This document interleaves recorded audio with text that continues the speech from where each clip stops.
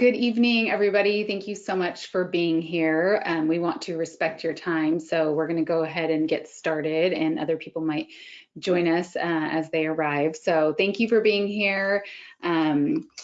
We are excited to talk to you about finances and money and real estate tonight, and a couple just housekeeping items. We are going to have a raffle at the end of this, so please stick around. We promise to only keep it maybe 40-45 minutes. So at the end, we'll do a raffle for Morgan Housel's book, Psychology of Money. So we'll be raffling that off at the end. You do have to be present to win.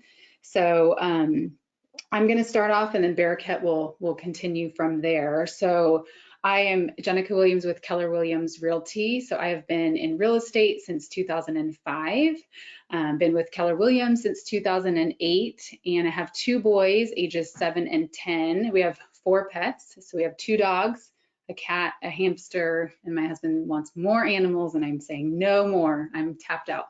So I've been married for almost 13 years, and I really love personal growth and just helping people achieve their goals.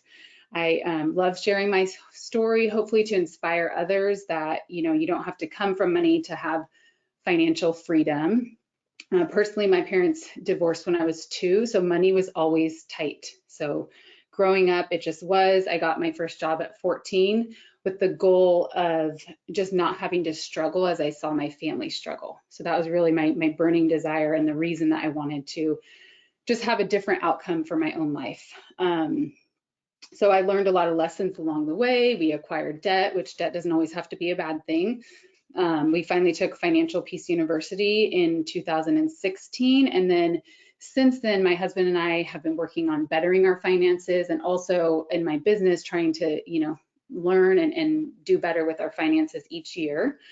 So we say in Keller Williams that it's not about the money, but it's about the good the money can do. So for you, thinking about that and what, more wealth or paying off something, what that could do for you, we just, ask you to think about that as you're making financial decisions or planning, and just really think about, it's not the money, but it's about the good the money can do. And we have a fellow realtor and entrepreneur who has an awesome wealth series. And at the end of this, probably at the end of the week or early next week, we're going to send out an email, and it will have links to different things. And one of them will be the wealth series by Ben Kinney. So that's another series that you can take. It's free, and it'll help you also along the same lines. But his definition of wealth is the ability to do what you want, when you want, with who you want. So it's about having that freedom and choices. And that's what I'm really passionate about, is what you can do when things maybe aren't so tight, and you don't have to be stressed out about, not being able to pay something. Like that peace that comes when oh, I got a flat tire, or I have to do this big repair on my car. Like that piece is what we want you to have, and what I'm passionate about helping you to achieve. So we talked about that. So, just keeping that in mind when you're thinking about your own goals, and maybe like what kind of freedom you're looking for, what kind of legacy that you want to leave, and just letting that drive you to make that sometimes, those sometimes hard choices around finances, when you have to say no, when you want to say yes, but maybe it's a want and it's not a need. And so just keeping that in the forefront of your mind. And we just know that tonight, all of you are in different stages, and we respect that. We're all here to learn and grow and just get better at our finances. So I'm going to let Bereket take it from here, and then I'll jump in a little while. All right, thank you, Jenica. My name is Bereket Kelile. It's great to be with you, and thank you all for joining us. We really appreciate your time, and I believe that this will be a very powerful conversation for you around money, especially if it's not something that you've talked about much. And I think that probably the biggest financial challenge that people have is that they don't have a place to have a safe, judgment-free conversation, about money. And I've been doing financial coaching and advising since 2019. I discovered Dave Ramsey myself and his framework and the baby steps in 2018. My wife and I, we got married in 2019. We have 2 daughters, one who's going to be 3 in a few weeks here, and another who's 7 months old. And we started working that framework ourselves. And for me, my experience prior to that was, I did an okay job at just managing my finances, but I probably wasn't very self-aware and didn't really have much of a plan or think beyond just, just trying to manage a budget. And so now, though, I think I have a much more fuller, comprehensive, way of thinking about it, and especially thinking about how to do this in a way that's really practical and something that you can implement in your everyday life. And we, my wife and I, we paid off about $60,000 worth of mostly student loan debt and got it knocked out in a few months' time. And I think the big difference for me is the way I look at money now is I really see it as really a lot about the behavior and less about the technical stuff, the interest rates or numbers and math and all that. So, and this is what I really do with a lot of my clients, is helping them to see that link between their behavior, their choices, and how that shows up in their money, so that they can make choices that are better aligned with who they are, who they want to be, and what's important to them. And so we will walk through that for this evening. And the plan is I'll start it off by talking about the finance side and looking at, especially starting off with mindset, walk you through the baby steps, walk you through a framework that I use with my clients in terms of putting together a financial plan, and then walk you through each element of that. And then I'll hand it back over to Jenica, and we'll talk about real estate there. So I'll start off on the money mindset. And one thing I want to just kind of point out there is that there are more unhappy millionaires than you can imagine. And that's because, getting more money only solves your money problems. And money problems rarely have anything to do with money, as difficult as that might be to believe. And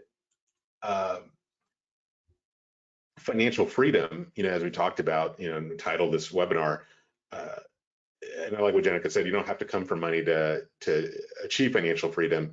And I would say too that financial freedom really just starts with the choice, and it starts with that mindset and making that commitment about how you're going to manage your finances and how you're going to live your life. So yeah, could we jump over to the money mindset slide?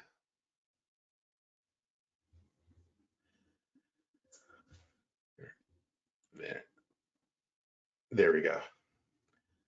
One of the things that Dave has, I think probably one of my favorite, is that personal finance is 80% behavior and 20% math. And even as a financial advisor, where I deal with the investing side of things a lot more, I even see there where success long-term really comes down to temperament more than it comes down to intelligence. And so one thing I want you to take away from this is that, behavior is usually the strongest, the biggest variable that affects the results that you get in anything financially related. So whenever you think about finances, think about behavior first and foremost. We all have beliefs around money, and those beliefs, drive our behaviors. And so before we try to go to make more money, money is going to just amplify things. And so if you don't address those beliefs and whatever insecurities you have about that before you get more money, all it's going to do is just amplify those insecurities. And so then the question is, okay, how do you do that? Well, you do that by asking yourself questions and examining your own beliefs to get greater awareness. And once you have awareness of that, then that will lead to transformation. And that's, can't really dive into that here, but that's what I work on with my clients, one-on-one through, each session. So then we'll walk through the baby steps, and some of you may be familiar with this framework. It's basically takes you through the 7 steps that Dave Ramsey kind of laid out in his plan. And there we go. This starts when you have surplus income and you've been able to cover your bills, you got your necessities covered, and then you're trying to figure out what do you do with any extra income that's coming in. And so it starts with setting aside an emergency fund of $1,000. Then after that, what you do is you focus on knocking out all of your consumer debt. And consumer debt is just anything other than a mortgage. Auto loans, credit cards, personal loans, student loans, medical bills, all those things, everything other than a house. Then, and you really focus on knocking that out as quickly as possible. And you do that, and you want to pay off all your minimums, and you use the debt snowball approach where you knock out the smallest balance first, and then you work down to the debt with the largest balance. Then once you've knocked that out, you move back to that emergency fund and build it back up to 3 to 6 months of living expenses. And after you complete that, you move to steps 4, 5, and 6, which you're going to work on simultaneously. But step 4 is for retirement, where you set aside 15% of your gross household income into retirement accounts in your 401k or into a Roth IRA. Step 5 is saving for college, if that's applicable. Step 6, though, is where I usually like to go to next with my clients and say, okay, if you have a mortgage and you're in a house, you already have, payment schedule that you're on. You may be on a 15-year or 30-year, but you may want to look at, okay, when do you want to pay off the mortgage? And based on that, you can calculate, okay, this is what we need to set aside, every month. And I like to do steps 4 and 6 first. And then after you figured that out with what's left in the budget, then you just ask yourself, okay, what's a reasonable amount of money to allocate for kids, for college, or just to support them financially in any number of other ways in the future when they're older.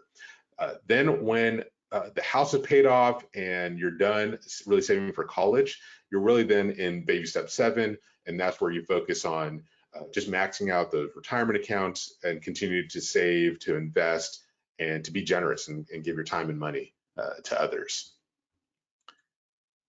Then the next framework I'll walk you through is a 5-point financial plan. This is something that kind of governs how I work with my clients, especially as a financial advisor. And let me see if do you have to kind of click towards the bottom? Is that the? Maybe the space bar. Oh, the space bar. Is that? No. Hold on, let me try again. Now try the mouse again. There you go. There you go, perfect. Yeah, so this is a 5-point financial plan. This is a framework that I like to use for creating financial plans with my clients. And basically, our conversations will come down to one or all of these 5 categories. Cash flow refers to your budget. There's your tax strategy, estate planning, risk or insurance, and investment strategy. A solid financial plan, a holistic financial plan, is where you just go through each of these categories and get a plan in place to check off each one of these boxes. And then you're doing everything you need to do with your money. Everything that you should be doing or that you want to do is going to be in one of these 5 categories. So let's go through each of these in turn, and I'll just kind of point out a couple of things to think about, some questions to ask yourself, just kind of what to have in mind as you think of each of these categories. So starting with the budget, important thing to keep in mind there is a budget is a spending plan. Okay, a lot of times people think about tightening the belt, making sacrifices, things of that nature, but really it's about making decisions, especially at the beginning of the month. You're looking at what you make, you're looking at what you're going to spend. And of course, if that's out of balance, then you got to look at things. But there's also other decisions that you have to make too. Sometimes there are irregular expenses that come up, or you just got to look at what your priorities are and figure out, okay, what's the right balance to allocate that. But you're coming up with a plan and making decisions about where to put your money based on what's important to you. And as you do that, you're going to use a budgeting tool of some kind, and you want your budgeting tool to be simple, easy, and repeatable. If it's something that's creating more work for you and you're spending hours working on your budget, then you need to take a step back and look at what you're doing, because it should save you time. It should make it easier for you to do your budget. Okay. A couple of red flags to just keep in mind, and we'll talk about this a little bit later, but one thing is, when it comes to your mortgage, how much is too much? Dave usually says a quarter of your take-home pay is what you want to keep your housing payment down to. A lot of the other people will say a third. For me, I would say definitely a third is like the maximum upper limit. If you're spending more than that, then you're going to be having a hard time, depending on your income, month to month, hitting your goals. The other thing too, as I mentioned before, baby step 4, you want to set aside 15% towards retirement. We also talked about the emergency fund earlier. That's going to be part of your budget as well. So those are just a couple of highlights there to keep in mind when you think about budget. Next, we'll look at your investment strategy. Where and how do we put your money to work to invest for retirement or for other goals? And that's going to really depend on what stage of life you're in. You might be in the growth stage where you have many years to retirement. Maybe you're in your 30s, 40s, you got a young family, retirement's a long way off. There, your focus is on growth. You might be a few years out from retirement and it's right around the corner and you're in that transition phase. And so you need to not only think about growth, but also think about what kind of income you need or want to take from your investments. And that's going to look a little bit different, your investment portfolio. Or you might be in retirement, in which case you definitely need to be thinking about balancing income and growth, right? So depending on what stage of life you're in, your portfolio is going to look a little bit different because you have different goals. And so you want to make sure that you have the right strategy for the phase of life that you're in. Next, we will look at, I believe, tax strategy. Yeah. And here there are 3 types of money when it comes to how it's treated for tax purposes. This is the one thing I want to leave with you. There's essentially, it's based on when you pay the taxes. You can pay them now, you can pay them later, or you can pay them as you go. The traditional bucket there on the left is that pre-tax, tax deferred bucket. That's where you pay the taxes later. You make the contributions now, you get a tax deduction now, and then later in retirement, you'll pay the taxes when you pull the money out. In the center is the Roth. That's where you pay the taxes now. And as it grows tax-free. So later, when you're retired and you're pulling the money out, there's no taxes.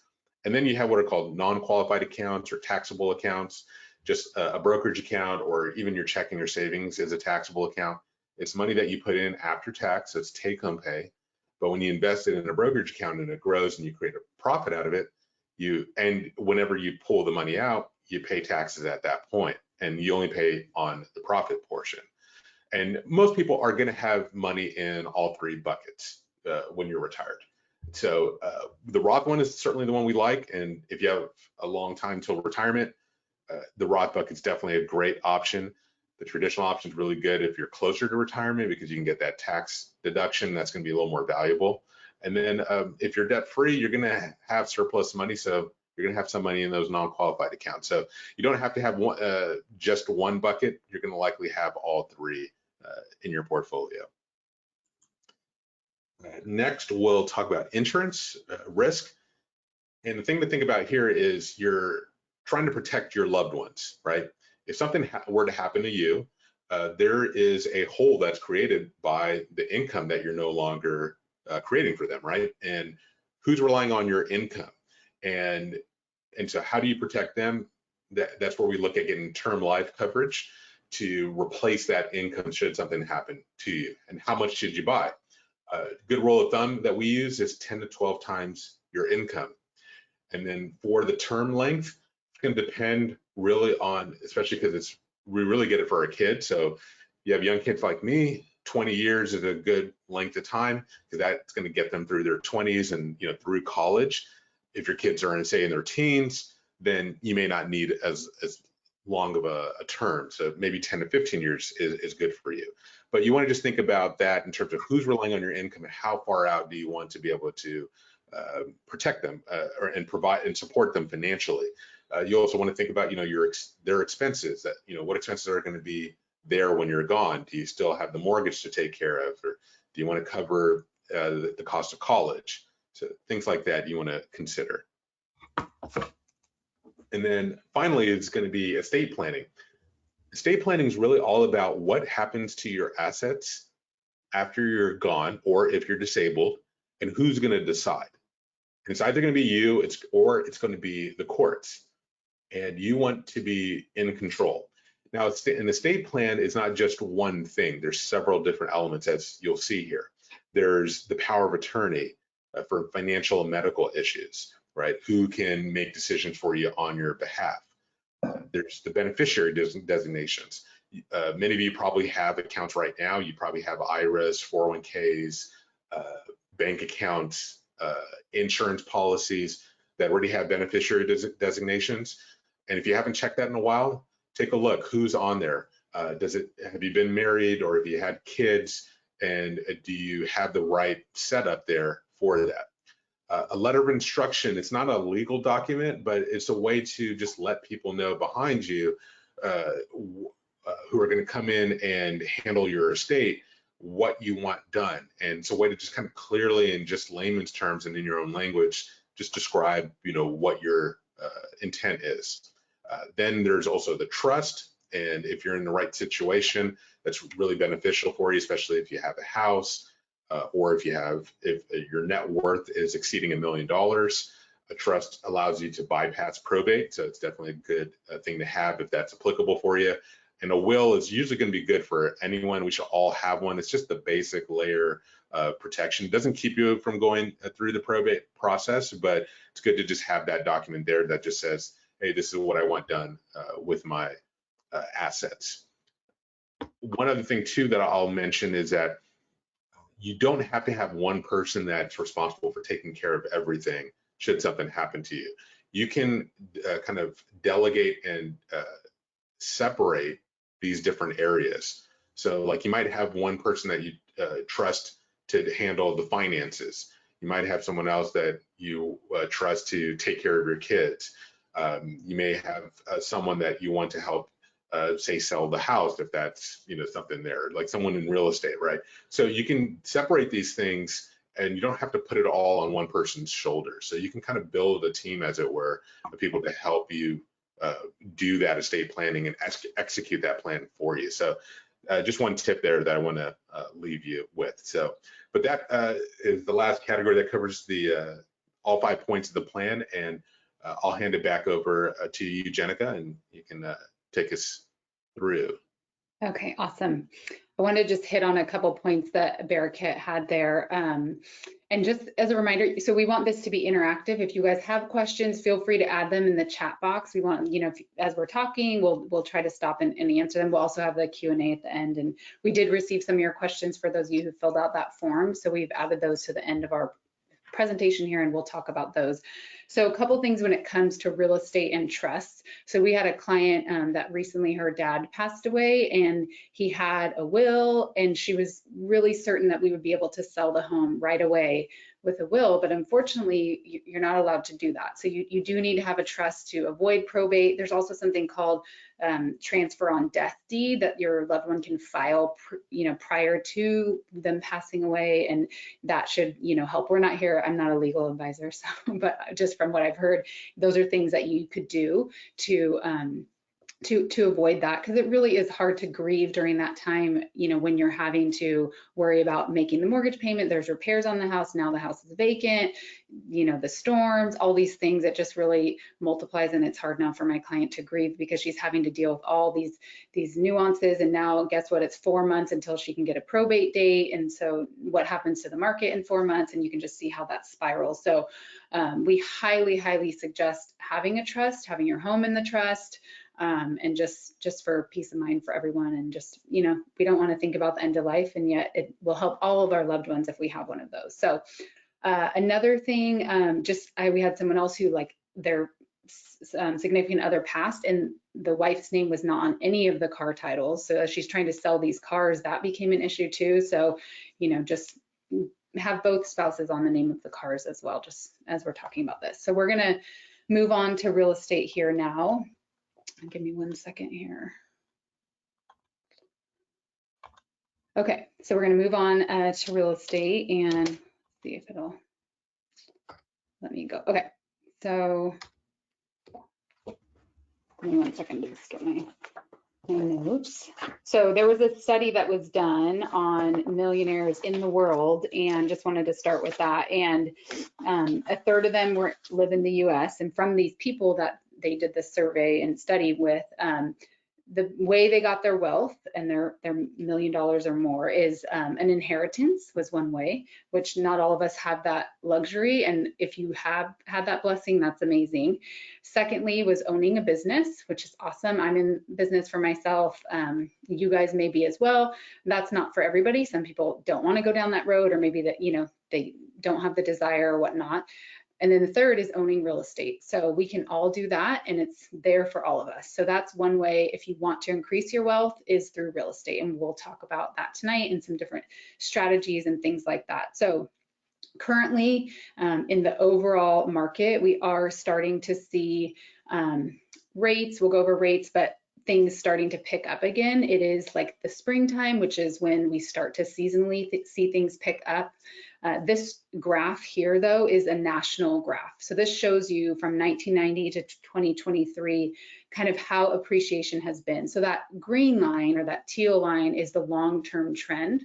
So you can see that over the last number of years, that line has continued to stay at 4%. Obviously, when the market crashed, it was below there, but in the height of the market in 2005, we all remember that probably, and before it crashed, we were 21% above the trend line, and then just recently in 2022, we were 12% above the trend line.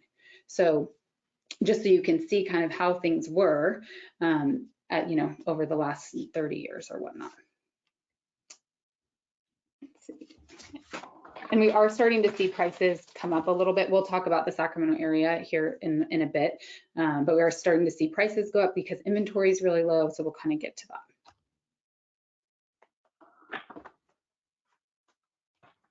that. Let's see. So also we are starting to see like more buyers come out of the woodworks, and that's because of some new loan programs. So we're going to talk about that in our financing slide, but Cal HFA just came out with a 20% shared appreciation loan. So essentially they give you the 20% down, you don't have private mortgage insurance, and then they share in the appreciation when you go to sell the home. So that's a new program that is bringing in more buyers to the inventory, or more buyers into the market. Sorry, just give me 1 second.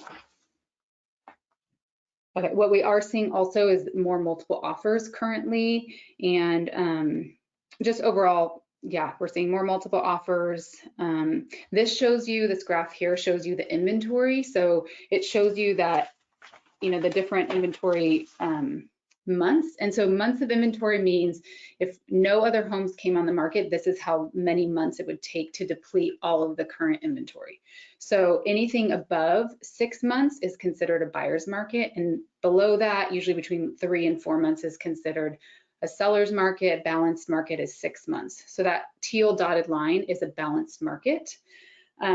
I had a client ask me the other day, do you think the market's going to crash? We'll talk about the Silicon Valley Bank, but he asked me that, and I said, well, if you look at supply and demand, because that's what, you know, dictates a lot of this, when we had the big crash in 07, 8, and 9, look at the inventory difference. So there was, you know, 3 times the amount of inventory, because we're probably sitting at about 3 months right now. So we don't think there's going to be a crash now. Unemployment's still pretty low. So, but you can see just in the last couple of years since COVID, or during COVID, there was a 12% appreciation. So prices went way up, but inventory is still low. So the low inventory is what is fueling these like multiple offers, and kind of as people are starting to see things get a little bit more competitive with buyers, that's part of the reason is inventory is really low. So that's kind of where we're at now. As far as the Silicon Valley Bank situation, and Bereket, feel free to jump in, because you probably have the, you know, information on this as well. But there was a misconception that consumers are kind of paying for what happened to the bank, but in reality, banks pay into insurance for this. And so historically, though, banking crises have a strong association with housing market downturns, but there's not like these other factors, one being that the inventory is so low is kind of like leading us to believe that, you know, we're not going to see some huge market crash in the housing market anytime soon. What happened was considered like a systemic risk. So when bank failures are large enough or numerous enough that the FDIC determines there's systemic risk to the banking system, then they'll increase the deposit insurance either for a specific bank or across the entire system. And that's what happened with the Silicon Valley Bank. So, and then you probably know, you can have 250,000 in a single account, but there's also 250,000 FDIC per co-owner. So a joint account can get you 500,000, and then you can just, have multiple accounts, right, to protect your money. Yeah, I think I would say that's definitely a good tip, is just remember that the FDIC insurance covers your deposits there at the bank. And the problem, especially with Silicon Valley Bank, was kind of tied to what we saw with the Fed rate, going up over the last year. And so they kind of got into trouble because of the assets that they had on their books. They buy treasury securities, and so when those rates went up, the value of those securities on their portfolio went down. And essentially, it was they had mismanaged the timing of the assets and when they needed the money, because they had these 10-year bonds, but you have these depositors that want money today, right? So it's kind of like, on a personal level, the way I thought about it is, you put money into your 401k, right? Which is, the idea is you're not going to touch it until you turn 59 and a half, when there's no more penalty. But there are bills that you have to pay today, right? You got to pay the light bill, you got to pay, water, gas, all that stuff, right? So if you put too much money into the 401k and you don't have enough to cover your expenses, well, you'll borrow from your 401k, and that's not, usually a good thing. And so that was kind of what happened there. And so the Fed has been, there's been a lot of criticism of the Fed increasing the rates as quickly as they did, because of this is one of the kind of knock-on effects. And the concern is that it could create wider problems in the banking sector. But yeah, it hasn't been necessarily like real estate related the way it was with mortgage-backed securities back in the 2000s, which really directly is connected to real estate. Now, we won't know obviously how this plays out until it's kind of wait and see. But yeah, I would say definitely make sure you just you have that, don't have more cash than what your FDIC covers for you. And if you're in a diversified portfolio, you should be have limited exposure, and it should not be a problem for you, because your money is spread out wide enough so that it's not directly affected by this particular bank, or even the wider industry. Yeah, that's great. Thank you for sharing all that. It's all really good points. So I did want to just share a quick story about a client of ours. While the market is tightening, as far as it is getting a little more competitive out there for buyers, again, with multiple offers, we had a client in November that looked at a property in Roseville off Baseline, and it was a 4-bedroom with a den, so almost a 5-bedroom, 2-bath home, single story. And the sellers had just reduced the price, $30,000 down to $500, so $540 essentially down to $500. And my client said, hey, we want to see, but we can only offer $435. And I was like, I think it had been on the market like 3 weeks or so. And I said, well, I don't know if they'll take that, but let's call and find out. So we talked to the agent, and she said, well, it's a divorce case. Like, I would just come show it and, write an offer. If you're interested, I'll present it. So we did just that. And my clients ended up getting into the home. They offered $435, and the seller countered at $450. And so they got almost a 5-bedroom house in Roseville, closed in December for $450,000, and it appraised at $500,000. So I say that to say that there are deals to be had out there right now. That home was never advertised for $450. It probably never would have been, but with a good team on your side, a good agent and lender, like, we can find you, deals. And there's still some areas where there is, more inventory than others. And that's where you can get good deals right now, is homes that have been sitting on the market. Maybe they're overpriced. Those are the ones to go after if you're looking for like a better deal. So I just wanted to share that with you as well. So now we're just going to move on to interest rates, because I know that people are concerned or curious. This shows you since the 70s, so the last 50 years, what rates have done. So when you look at this graph as a whole and look at the last 50 years, 6% doesn't seem so bad, right? But we were used to the 3% rates, and then obviously the market changed in real estate once we saw rates go up. So currently today, we're probably around 6.25 for a 30-year fixed. So, but if you look since in the 90s, average was about 5.97. If you look over the last 50 years, it was 7.81. So as much as some buyers or people wanting to get into the market are shocked by this rate difference, we're really just seeing rates normalize. We don't know if they'll ever get back to 3% again anytime soon. So we just always tell people, get into a payment that you can afford and make sure it makes sense for you and your family, and just make sure it's, you're not becoming house poor because of the interest rate being so high. And something else to consider, which you may have heard the lingo of 2-1 buy down.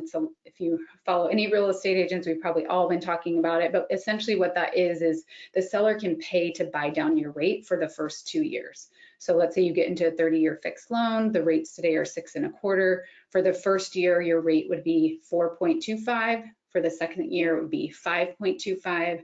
And for the third year and the life of the loan, the remaining 28 years, it would be the market rate of 6.25. So it just temporarily lowers your payment so that hopefully as rates do come down, you can refinance. So that's just something to see. We've seen rates kind of change over the last week even. They kind of went down even to 5.99 and then 6.375. So they've kind of just been up and down the last couple of days. But you just want to make sure what you're buying makes sense for you and your family, and we're here to help you with that. So this is what's going on kind of in the Sacramento general area. So this is Sacramento, Placer, Yolo, and El Dorado counties.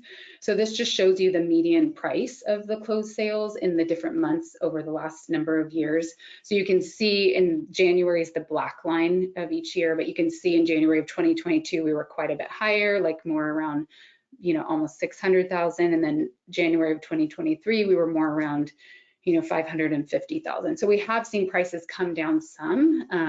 And so again, it's all supply and demand. It's all about the inventory too in the area you're looking in, or if you own a house now and you're curious about what it's worth. We just closed on 2 properties in the last 2 weeks, and one of them got 8 offers and one got 3 offers. And I was surprised by the 8 offers. And the sellers did a really good job getting their home ready for sale. Every detail was, figured out, was really clean. Both of them showed really nicely as far as staging goes. So not every area, it's not like a one size fits all with, what's going on with the market. So anyway, just wanted to throw that out there. So if you like market statistics, Ryan Lundquist is our best friend and to all of us in real estate. So SacramentoAppraisalblog.com is a great website to follow. Ryan posts on there often. He's on LinkedIn, Facebook, YouTube, all the things. And so if you like to learn about what's going on with the real estate market, he's wonderful to follow. So just want to give him a plug. As far as what's going on right now, again, it could be a good time to sell and possibly buy if you can get a good deal or if it makes sense for you. It's kind of all about your situation. So that's what we're here to help you do, is kind of figure out your situation, what's important to you. Right now, there's, the different types of financing, homes that maybe have been sitting a while. Also, if you sell, and let's say you sell lower than maybe you would have sold like in 2022 because prices have come down, you're also buying at a lower price typically too. So it's really all relative. We can help you with a market value analysis if you were interested. We will put everybody who's on this call on our monthly email newsletter, and that just goes over kind of what's happening in the market, different events around the area, and then also we do fun raffles. So we'll make sure you guys get that. So then we're just going to head on to financing options. So there's a lot of different options for financing. Some people don't know what they qualify for, or if they can qualify. We would really encourage you to reach out to us and we can put you in touch with our lender, because even I know from doing the poll that some of you own homes and some of you don't yet, but even getting on a plan to purchase a home or purchase your next home by talking to a loan officer now, some people are worried that it will hurt their credit, that it will, it's going to, an inquiry on your credit so bad, but kind of knowing where to start will give you information so you can move on to the next step. So I really encourage you to talk with us and we can put you in touch with our lender. But there's different options for down payment. So you can save your down payment, have saved your down payment, or be working on that. There are 0% down loans. So like VA, if you're a veteran, you can use a VA loan. There's no money down, 3.5% down with FHA, 5% down with conventional. And then this new program that I briefly mentioned, the shared equity loan, which essentially, like I said, is 20% down. When you go to sell the home, you have to pay back the 20%. There's no interest that you pay back with the 20%, but you pay back the 20% that they let you borrow, and you pay back 20% of the equity that you've gained in the house from the time that you've owned it. It is for first-time buyers, but I think there's a misconception that a first-time buyer is someone who has never owned a home ever, and that's not what a first-time buyer is. So first-time buyer is someone who has not owned a home in the last 3 years. So if you maybe bought a home a while back, sold it, and you haven't bought another home in the last 3 years, then you're good. But if you own a current residence and you want to buy a new primary residence, you can't have owned a home in the last 3 years, so that wouldn't work. But if you bought a home before and you rented for the last 3 years, then you could be eligible. So you can reach out to us. That just came out. There's only, I want to say, 100 million in funding, so that may go pretty quickly. So you probably want to get on it sooner than later if you wanted to utilize that program. You can also get gifted funds from family. There's other down payment assistance loans, also retirement loans. So you can borrow against your 401k, SEP IRA, etc. And so typically the payback periods for those are like between 5 years and 25 years. 5 years I know is typically if you're buying maybe for an investment property and not for a personal residence, but for some retirement plans, you might have up to 25 years to pay that back. So not all debt is bad if you like use it to get you to the next step and then you have a plan of paying it off. Like having maybe a loan against your retirement to be able to get an investment property is not the same as like overspending, you know, and on all these different things when you felt like that wasn't helping you get to your next goal. So there's different, you know, ways to manage debt. And then seller financing. So sometimes a seller can finance the loan for you. So that's just an option. Not all sellers are willing to do that, but sometimes they are. So that's another option. And then we're just going to move on to like kids and finances, which I don't know how many of you have children, but it's always, you know, we're always challenged with children just with parenting and money. And I know that I want to teach my kids about saving and spending and giving. And it's hard when the way that I grew up, I almost sometimes want them to like have the struggle so that they want to do different. And so it's like, how do I make them see that, you know, things can be hard and how you can work yourself out of that or make choices to work yourself out of that. So this is a really cool account. I don't work for Chase, I do bank with them, but and it's a Chase First Banking account. So it's free, so there's no fees or anything. So we'll just see if this video will play for us, and if it doesn't, that's okay. Okay, hopefully you can hear the audio.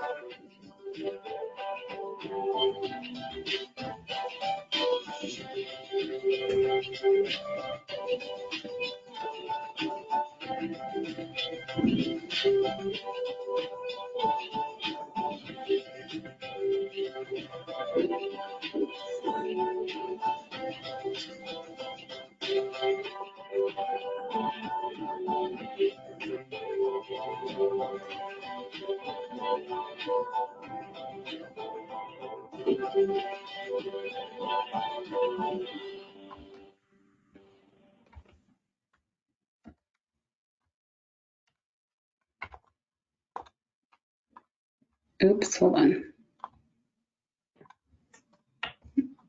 Okay, so hopefully that gives you a good picture into what that banking account does for kids. I know my son recently got to use he's 10, but he got to use his debit card for the first time, and he bought Pokemon cards. So he was really excited about that. So it kind of gives them their own, independence. And then I love that you can you can approve or reject the payment that they're requesting. So as you get into like the teenage years and stuff, I don't know, I wish they had a picture on there to confirm they did their chores. But anyway, so that's just a good thing to kind of get them to save and then save for long-term goals. So that's something where my son, when he turned 10, I said, well, trying to teach him to save, I said, you need to start saving for a car now. So like, it's going to be, 6 years before he starts driving. So now when he has these little odd jobs, like they'll cat sit, we do cookie stands and a few other things, a portion of that goes to that account, and that's not something he can touch.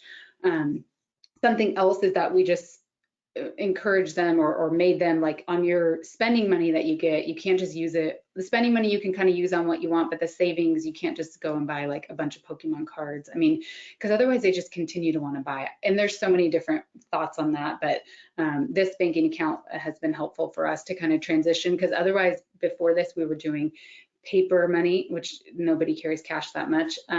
Also IOUs, and then I'd like take their dollars and say, okay, here's the IOU for you. And they're like, this is another IOU, like this doesn't count. And then you know how it goes. So this kind of keeps track of it better. Or if I forgot to pay them. You can also read the book, Smart Money, Smart Kids, and that's by Rachel Cruz, which is Dave Ramsey's daughter. So that's a good book to read. Something else with those stands that we talked about. So if you do a cookie stand or a lemonade stand, I do make my kids pay back the money. I'm kind of the mean mom, but pay back the money for the supplies. Sometimes I feel like I should get part of the profits because I do a lot of the work, but they're out there waving the signs on the corner, which is what gets a lot of the people in, to our little cookie stand and stuff, but showing them that as an entrepreneur, like you need to, there's money that went into the cookies or, the flour that we had to buy, the hot chocolate, the milk, things like that, just to show them that you don't get to keep all of what you earn. There's stuff that has to be paid back. So something else too, as your kids get older, just having them, pay towards, even if they're 18 and they're living at your house, maybe you're charging them $100 a month, but charging them something so that they are paying something as they get older and they're living at home, just to make them contribute, I think is helpful. So we're going to move on. Oops, hold on. To chore charts. So if you have younger children, but even with, in those tween years, checking chore charts, having them check off what they've done, and then encouraging them to save, spend, and give. And I know one of the things that we did with our son, because they do have their own little giving jars, or now these giving accounts, because you can set up sub accounts in the Chase First Checking. We've asked them, where do you want your money to go? So one of them might say, I want it to go to like the homeless, or one of their teachers' windows got broken at the school and they said, I want that to go to her, like, which was really cool to give them the choice, like what is near and dear to their heart as a 7-year-old or a 10-year-old, and how can we show them that what the giving can do? And so we just try to encourage our kids there as well. We talked about that. Something else that we started doing a while back was adding a chore each birthday. So you say, great, you're 10 now, happy birthday, buddy. You're growing into this wonderful, young man. And now you get to earn another chore. It's hard to say it without laughing, but you get to, help out more around the house. So my 10-year-old now dries the dishes for us. So after dinner each night, and we give him grace, there's some nights we eat out or some nights that we forget, but we try to be consistent with like, hey buddy, it's time to start, drying the dishes. And it's amazing to have a second set of hands. I heard somewhere, by the time they turn 18, we should have worked ourselves out of jobs. And so doing it each year, they know what to expect. They know that each year that's coming, they're going to have another chore. And we do oftentimes give them some choices, like, hey, you can either pull the trash cans in or do the mail or put the silverware away, fold socks, and there's all different kinds of chore charts you can find online about age appropriate chores. But so they have some say in it, like my son who's drying the dishes said, well, I'd rather just unload the dishwasher. I said, okay, well, if it's available to unload, we'll let you do that. And if not, then you still have to dry the dishes. So we'll see if it's available, and just trying to be flexible on those things. And we're going over a little bit of our time, so if you have to exit, we understand. Managing finances with your spouse. I know that can be a touchy subject. I know for me, when I was first married, it definitely was. We encourage people to use some sort of budgeting tool and to check on your budget weekly and really just come up with a plan initially that you guys want to have for your family and budgeting. One of the, I guess, big things I would say is having separate accounts for your own spending money. So we do believe in all of our, finances going together, but we each have our separate account for spending money. So what that means is my husband wants to spend all his spending account money on coffee or, something else, I'm not to question it. So same with me, every month we get a certain amount and I can spend on whatever I want, shoes, going out to dinner with girlfriends, whatever. And then we just don't have to question it.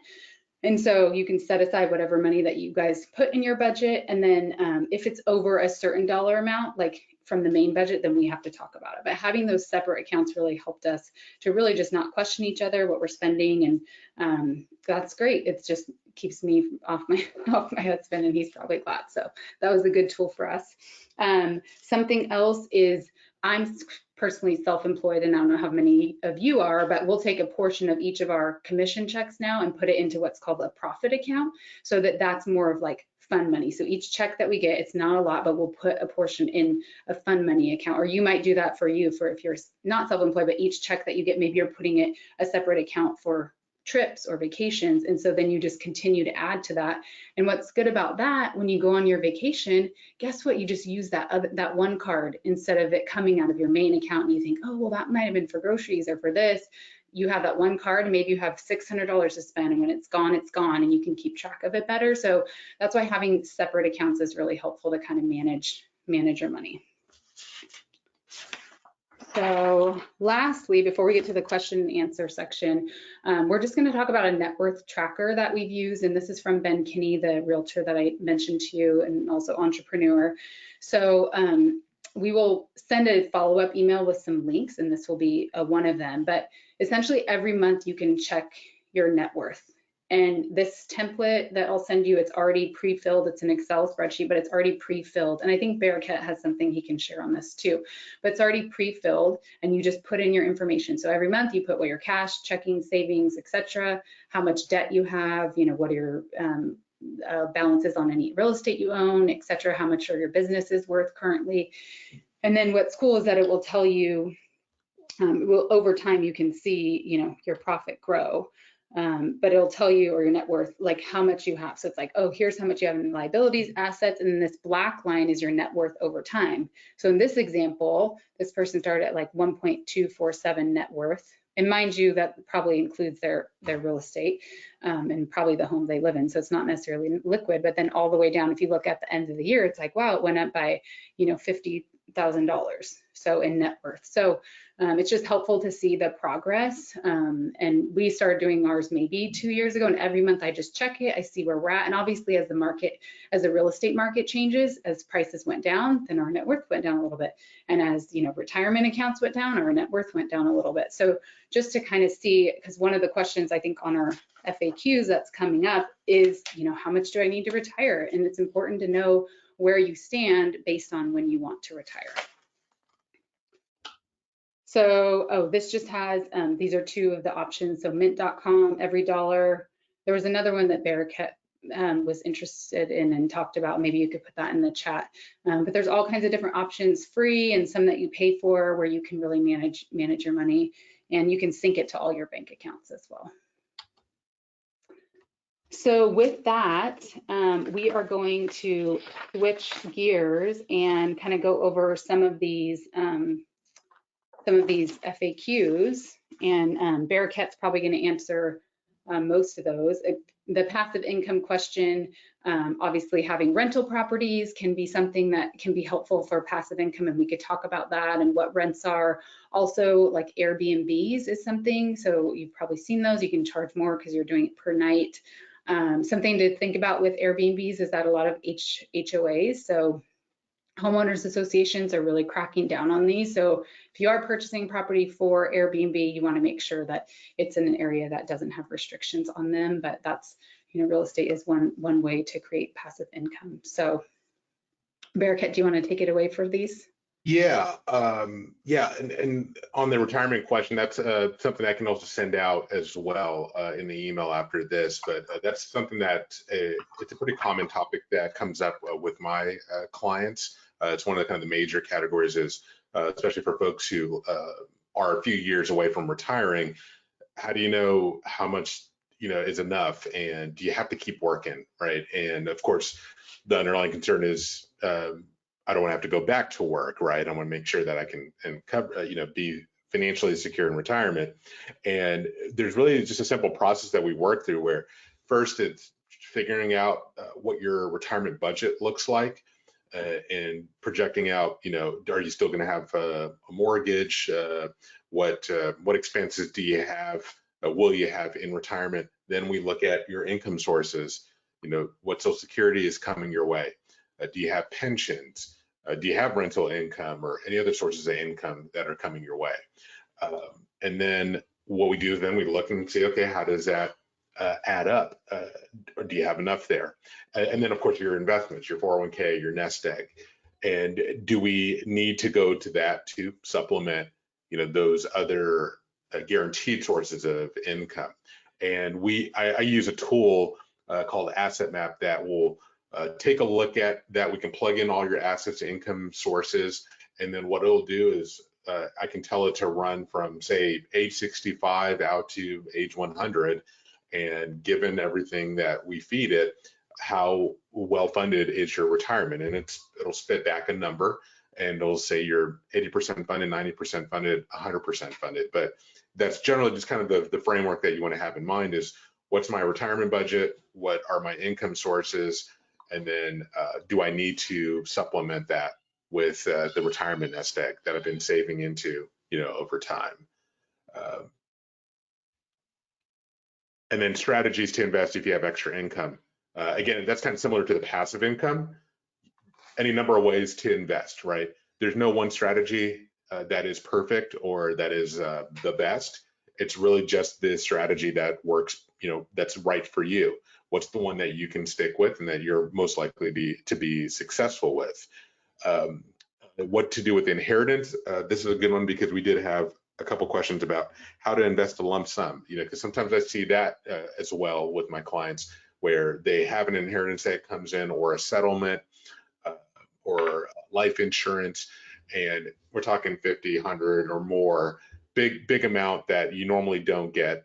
So what do you do with that? And there I work through a process again, and it's just taking it step by step where we look at, do you have any debts? And I'll just kind of work down that baby step framework because that's just a good way to go. Are there any consumer debts that you have apart from the mortgage? Do you want to pay off the mortgage? Is that something to consider? Saving for college for the kids, you want to set aside some money for them if that's applicable. Are there any projects that you want to, or planned expenses over the next couple of years? Like, do you want to upgrade your vehicle? Do you have home renovations that you want to do? Are there other certain expenses, things that are kind of on the honey-do list, the backlog, deferred maintenance, anything like that that you want to set aside money for to cover over the next, say, 2 to 3 years? Take that cash, put it aside in say a high yield savings account or a money market fund, and then with whatever's left over, then invest that for long-term growth, like the same way you would for retirement, and get that into a diversified portfolio and get that into good mutual funds and just have that growing. So that's the kind of process I'd like to work through is what are the planned expenses we know are coming up over the next couple of years, set aside that cash and then invest the rest. And how to build good savings. It really comes back to the budget. If you're working that budget, especially when you got your consumer debt taken, knocked out, and you have, emergency fund in place, you get a lot of room in your budget. I mean, you take back control of your paycheck, and you can really do a lot more, once you've hit those baby steps 2 and 3. So it's a lot easier to save more, especially to save the 15% or to pay off the mortgage early, like in say 10 to 15 years. So that's where, again, it comes back really to the budget and working that every month with your spouse if you're married, and dialing that in. And on the last one, should you work on paying off your home and invest the money elsewhere? Jen, you can also jump in here as well. I'll just say from my perspective, it really just kind of depends on where you're at in the process and looking at the full picture. But one thing I look at, especially with folks who are looking to retire, is one of the questions I usually ask is, especially being in California, you know, a lot of my clients, you know, they have plans to maybe relocate out of state.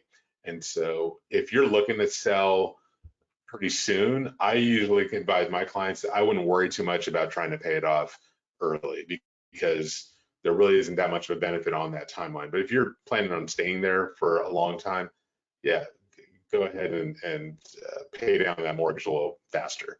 But that's kind of one angle that I usually kind of think of it from. But Jenica, you probably have had some conversations too with your clients. Yeah, so, and that's such a, gosh, it's a question that I think a lot of people want to know about. And I think, yeah, there's two schools of thought. Dave would probably say pay it down, but like if you do have a low interest rate and you could use that money and, you know, put it elsewhere and invest, then that's an option too. So it's kind of up to you and what your risk tolerance is. And if I think sometimes, like if you think, gosh, how long will it take me to pay off my home? By the time I do that, I'm losing time. And, you know, 20 years down the road, now I can put money aside to invest, but it might take me another 10 years to save more money for that. So that's where sometimes I think it can be a good strategy to invest elsewhere. I was going to mention too, are your thoughts, Bereket, on like treasury bonds? I know that, or the T-bill, like the one that follows inflation. I think we've talked about that before. I know that that's something that was yeah, those are good options. Yeah, those are good options to consider. That actually, I'm just reminded too of an idea that one of my fellow coaches likes to share, where with this question, one thing that she suggests to her clients is to put the money that you would put down extra into like a brokerage account, or you know, into securities, a money market fund, a high yield savings account, or even, you know, invested in the market, especially if the plan is likely that you're not going to pay this off for another, say, 5, 10 plus years. And the idea is that because you get equity in the house when you pay off the mortgage faster, but you know, real estate obviously isn't a liquid asset, and so the real benefit of paying off the mortgage early doesn't come until you make the last payment. And so putting money into what she calls an opportunity fund is a way to have liquid cash along the way and even grow it. But once you get to a point where you have enough to throw down on the mortgage and knock it off into one in one lump sum, then you have that kind of secondary emergency fund, and you can tap into that for whatever else may come up along the way. But if nothing happens, then once you get enough money, you'll just pay off the mortgage and you own your property, and it's yours. So that's another way to kind of do both, and you know, still pay off your mortgage early, but still also invest your money for growth elsewhere. Yeah, absolutely. And sorry, I think I was looking at these questions. I'm like, people only heard the music, but they were talking about they only heard music the entire time of that Chase commercial. So we can include that in the follow-up email. We will share the slides, so we'll email them out too, so you have them. And then it's interesting, the question, somebody has a question, can only the seller buy down the rate for the 2-1 buy down? I've had two different people. I've had one say, yes, the buyer can do it too. And we closed on one and they did a 2-1 buy down, and they said, no, the buyer absolutely cannot. So I know for typical rate buy downs, you can pay them down. The 2-1 buy down, I've gotten two different answers. So we could always check with our lender and get back to you. So do you guys have any other questions before we move on to kind of our final slide and just in the raffle? So if you do, you can just put it in the questions box or in the chat, and I'll just go through here. There was one thing I'll just mention quickly, because I know in the form that someone had signed submitted, there was a question about changing jobs and what to do there. And one thing I'll just mention is that if you have a 401k at a previous job, a good thing to do is just roll that over to an IRA. And that's something I help a lot of my clients do. And the idea behind that is getting it into an account that's in your name and under your control. And usually that opens up your range of selection a lot wider. And so you'll have more options to pick from compared to in your 401k, depending on the plan and what options they gave you. So a lot of times people usually have one or two just kind of hanging out there that they may have forgotten about. So that may be something for you to look into. Do you have any old 401ks from a previous job? And roll, it would make sense to roll that over to an IRA. Okay, perfect. Thank you. So if you guys have any other questions, you can put it in the chat, and then we will offer, Bereket's going to offer like a no cost financial kind of planning session with him if you have questions and want to utilize that. And then if you want to, we'll send out the follow-up email like we talked about, and we'll also have links to both of our calendars on there if you wanted to schedule time either with him for some of the financial stuff or with me for buyer or seller questions or just what your home might be worth in this market. You can also follow me on social media at Jenica Realtor. So we try to post helpful information, videos, statistics, just so you can follow along with the market. We also we'll put a link in the follow-up email. We're doing a My First Home seminar on June 14th at 6:30. It will also likely be virtual. And so there's going to be more information on if you are looking to purchase your first home. That would be a great seminar for you to attend. So I hope you thought this was helpful. We're going to move on to the raffle, which is really fun. So give me a second here, and we're going to do this wheel of names if you haven't done this, but I need to make sure. So we're going to spin it, and then if they're not here, then I might need to just go on to the next one. Okay, so here we go. It's like being on Wheel of Fortune. So fun. Okay, Jonathan, I don't think he made it tonight. Okay, so we have to remove Jonathan because I don't think he's here. Too bad, Jonathan. Sorry, Jonathan. Okay, let's try again. There were a number of people that weren't able to make it tonight, so.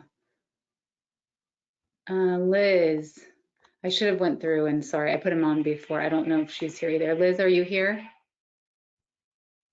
All right. Thanks for hanging with us, guys. I might just pick someone out of a hat. Okay. Nope, Chris isn't here. Oh, Chris. Okay, we're just gonna keep spinning. Isn't this fun? Winner, winner, winner. Oh, I know, but I don't think Ron's here either. Sorry. Look at, we're getting down to the, should I just close my eyes and pick someone? Okay, we'll do 2 more spins, and if not, I'm just gonna close my eyes and pick someone. Oh, but that's probably the same thing as this. Oh, I think is, oh, Alice. Okay, Alice is here. Yay! Okay, so Alice, you won the book. So we are going to, I'll send that to you. I know I have your address, I think. And so we're excited for you. Thank you guys for hanging with us tonight. And if you have any questions, we'd love to just answer those. You can reply to our email, and we hope this was helpful for you guys. So have a lovely evening. Thanks, guys. Bye.